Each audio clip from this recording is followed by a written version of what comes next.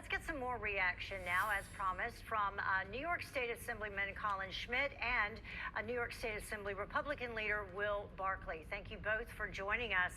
As we see the Lieutenant Governor taking over the reins, one thing that stood out, it did seem in her initial remarks that she's ready to take on the role right now, and even she seems to be questioning why this 14-day span that Governor Cuomo asked for. What could he or could he not do during that time frame? Will, start with you. Well, that's a great question. And yesterday he said he wanted to do 14 days when he announced his resignation because he wanted to help transfer power over to Lieutenant Governor Hochul. But, and at first I was so elated the fact that he was resigning. I hadn't thought much about the 2-week period that he's going to remain as governor. But the more I think about it, the more problematic I think it is.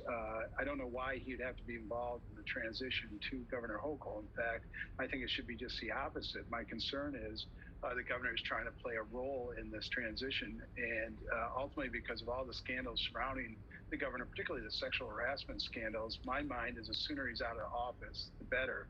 But, the problem is what to do about this and how to get him out earlier. And I think that's probably a tall order. Maybe the only vehicle that we could use to get him out earlier is impeachment, and trying to get him impeached in this now 13-day window is going to be a tough go. And Colin, have we seen the last of Andrew Cuomo, or is he resigning in order to try to rehabilitate himself down the road, deal with possible criminal and civil allegations against him, and then resurface down the road? We're certainly going to see more of Andrew Cuomo. I believe it will be with criminal and civil legal concerns going forward. I believe what he's done, he is not able to ever rehabilitate himself. But because of that concern, I think it is critically important that the Assembly impeachment inquiry continue, and that the state Assembly and the state legislature proceed with that investigation so that we can permanently bar Andrew Cuomo from ever seeking state elected office again. Will, to go back to you, President Biden in hot water after making these comments yesterday, complimenting Governor Cuomo. Listen. In terms of his personal behavior or what he's done as a governor? But he's done a hell of a job. Yeah, not really a good job when you talk about all of the nursing home deaths that happened in this state and in other states run by Democratic governors. Do you think that there was any kind of deal worked out in terms of him potentially facing criminal charges on that count dealing with the nursing homes?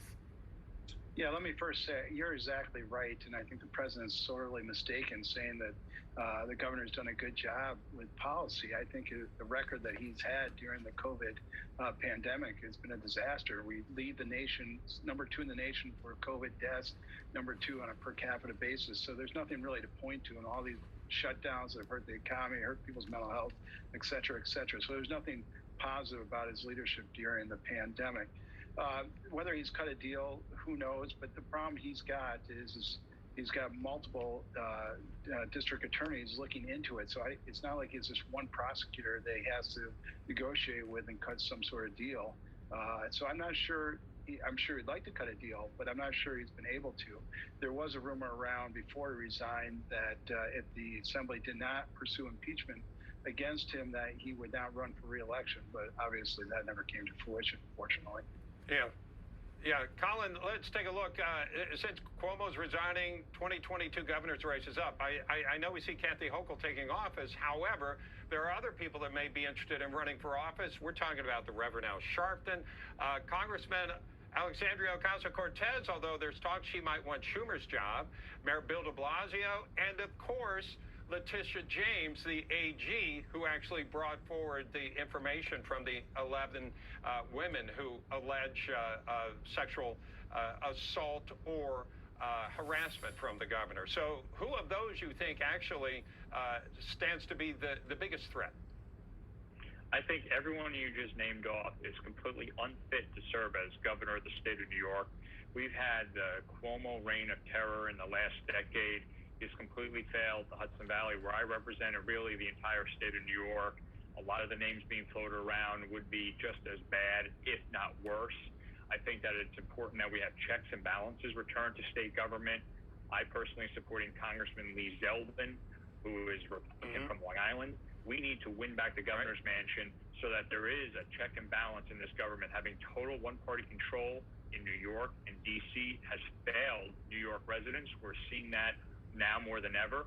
So we need to flip this governor's mansion so that all citizens, regardless of what their party or what region they come from, can know that state government's responsive to them, not to a radical New York City political agenda.